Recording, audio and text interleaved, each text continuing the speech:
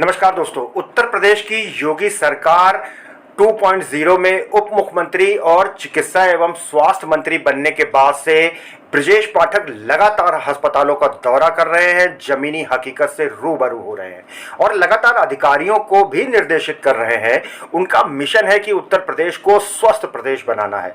आज उन्होंने फिर सुबह सुबह चंदौली में आम आदमी बनकर पर्चा बनवाया और अस्पताल का निरीक्षण किया। तो हेल्थ जागरण ने भी सोचा कि आज राजधानी के केजीएमयू चला जाए, जहां सबसे पहले उन्होंने आम आदमी बनकर, मरीज बनकर पर्चा बनवाया था।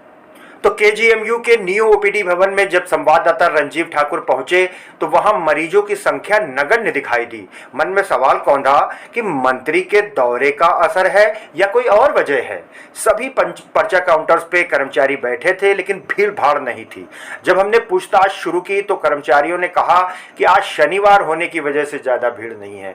कैमरे के सामने कोई नहीं आया, नाम बताने से संकोच करते रहे और कहा कि वे तो मरीजों के हित में ही काम करते हैं, लेकिन कभी कभी गांव वाले मरीज समझ नहीं पाते और स्थितियां बदल जाती हैं। उन्होंने ये भी कहा कि अस्पताल लगातार मास्क लगाने और सोशल डिस्टेंस रखने के लिए कहता है, किंतु मरीज या उनके तीमानदार मानते नहीं हैं।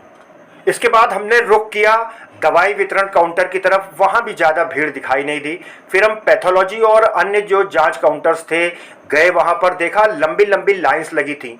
फतेहपुर से आए एक बुजुर्ग ने कहा कि डॉक्टर ने देख तो लिया है, अब एक्सरे के नंबर का इंतजार कर रहे हैं। दोस्तों, मरीज कैमरे के सामने नहीं आना चाहते, नाम बताना नहीं चाहते, तो हमें भी उनकी निजी पहचान को उजागर नहीं करना है, लेकिन उन्होंने कहा कि कोई परेशानी नहीं है।